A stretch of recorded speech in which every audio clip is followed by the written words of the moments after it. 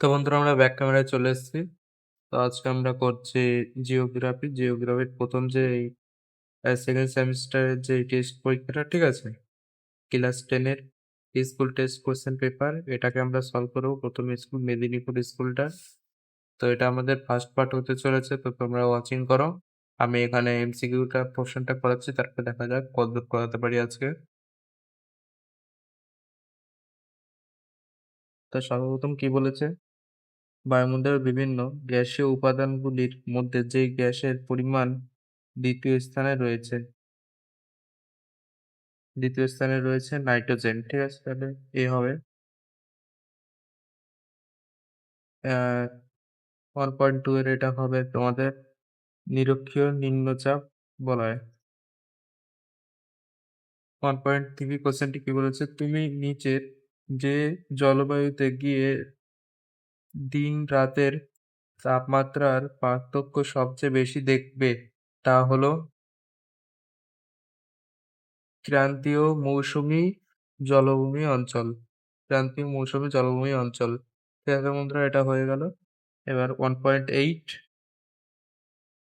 Kalahari মরুভূমি সৃষ্টির জন্য নিচের কোন স্রোত দায়ী? কালাহারির উপর দিয়ে কোন স্রোত যায়?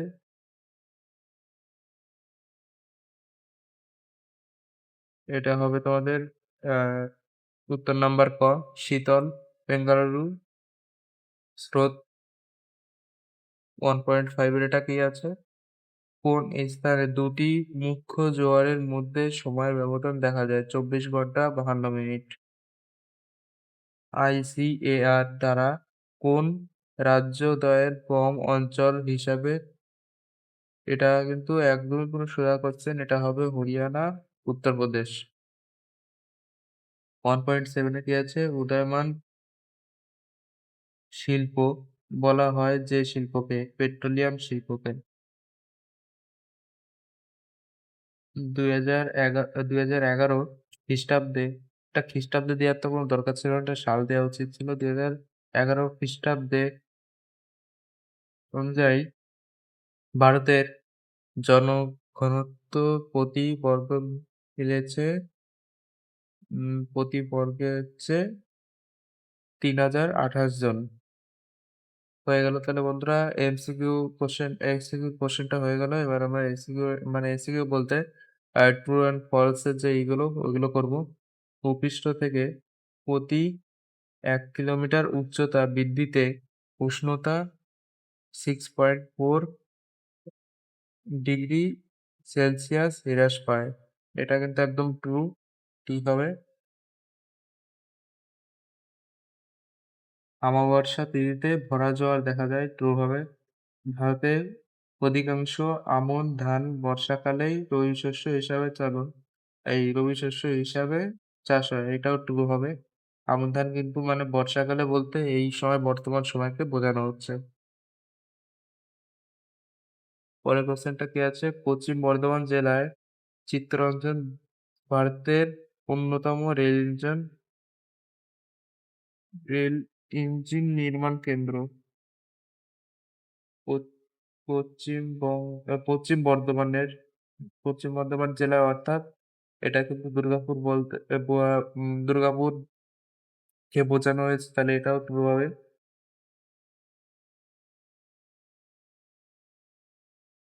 তবে কি আছে? চিনুক নামক স্থানীয় বায়ুটি উত্তর আমেরিকার পর্বতের গ্যাস ঢালে পরিণত হয়।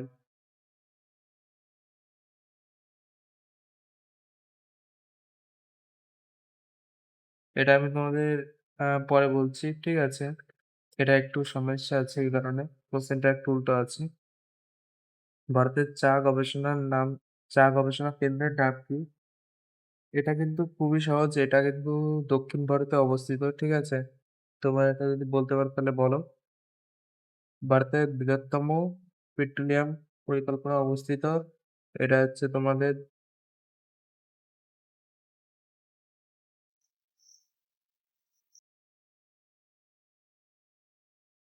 এটার উত্তর হবে তোমাদের জামনগর।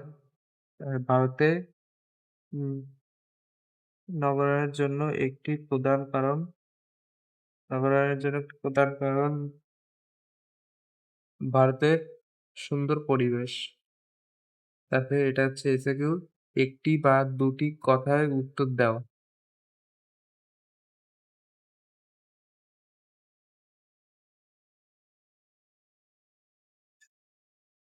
রেখা বলতে কি বোঝো?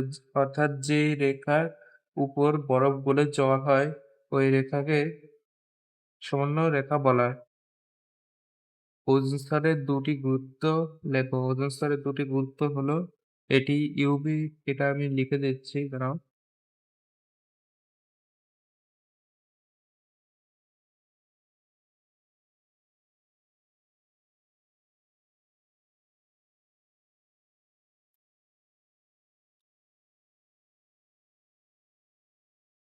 এটা হবে ইউভি, ইউভি রশ্মি, ইউভি রশ্মি আসতে বাধা দেয়। এটা ইউভি রশ্মি আসতে বাধা দেয়। ১, ২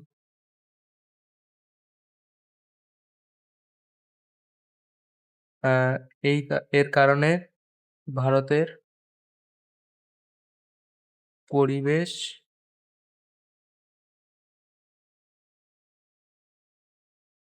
সুরক্ষিত থাকে, সুরক্ষিত থাকে। হয়ে গেল এটাও। হিমপ্রাচীনের সংজ্ঞা দাও। এটা খুবই সহজ, এটা তোমরা পারবে। তবে সিজিকি বলতে কি বোঝো? সিজিকি কিন্তু তোমরা জানো যে আ যখন চাঁদ মাঝখানে আসে এবং পৃথিবী এই পাশে থাকে এবং সূর্য তার বিপরীত দিকে থাকে তখন সিজিকি বলে।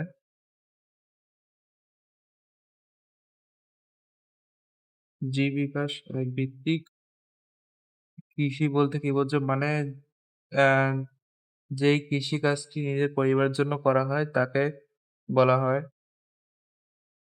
মিলেটের সংজ্ঞা দাও। মিলেট অর্থাৎ যেগুলো মিলেট বলতে কি বোঝায়? জোয়ার, তারপরে হচ্ছে তোমাদের অন্যরকম যেই ফসলগুলো গরমের মধ্যে হয় যেমন রাজস্থানে হয়, ওইগুলোকে মিলেট বলে।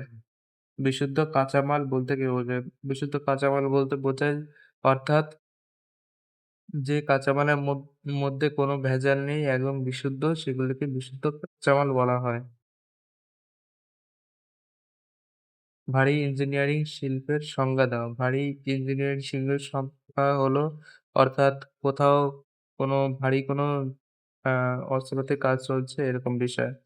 তো চলো বন্ধুরা, আজকের ভিডিওটা এই পর্যন্তই। আবার দেখা হচ্ছে তোমাদের সাথে পরের ভিডিওয়।